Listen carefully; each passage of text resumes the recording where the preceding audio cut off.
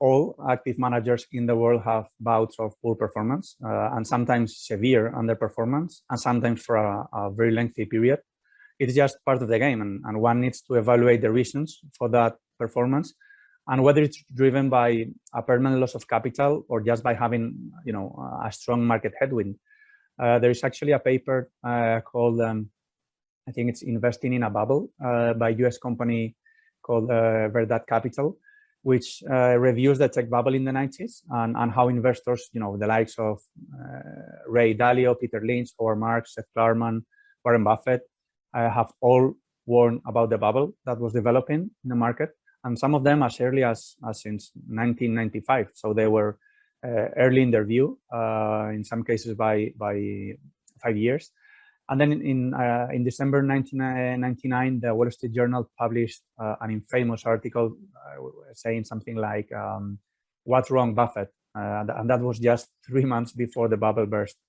Actually, Buffett had underperformed by that time the market by probably around 60% in just a year and a half. But he stuck to his guns, he stuck to his investment process. And I think the rest of the story is well known by all. Actually, I mean, if you think about it, Buffett's underperformance was not coming from a permanent loss of capital, but just from a market headwind. I mean, the market was wrongly pricing the stocks in his portfolio and also wrongly pricing the stocks that were not in his portfolio, with the benchmarks going up and up without, in general, a fundamental justification for it. So to us, it's critical that the manager doesn't capitulate for the wrong reasons, that he or she doesn't change the investment process in the middle of the game. We want them to be, consistent in applying their investment style, investment process.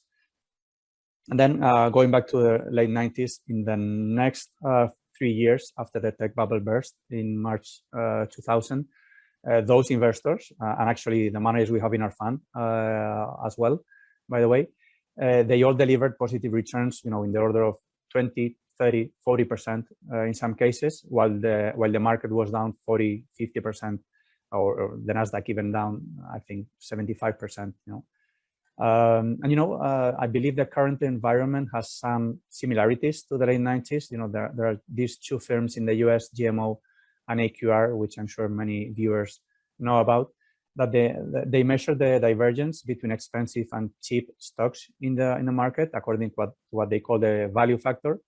And we've now gone through a decade up until recently where expensive stocks had massively outperformed cheap stocks, taking that divergence of cheap versus expensive to an extreme level.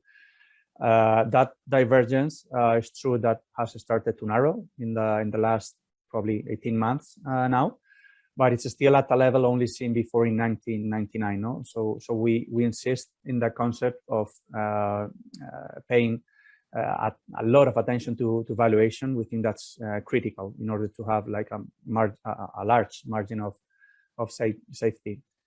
And then, and wrapping up the answer to your question, Itai, in that regard, we are not really concerned by the underperformance from a manager that has had a strong market headwind, but we do want to see that there were no big mistakes, no large permanent losses of capital, and also that the manager didn't capitulate and kept applying the same investment process that he or she has applied over the last 2 or 3 decades. Because at the end of the day, market headwinds or tailwinds come and go, and short-term performance is driven more by luck than a skill sometimes. And we truly believe that what drives long-term performance is the manager's hard work, their talent, their process, their patience, and of course having the right temperament.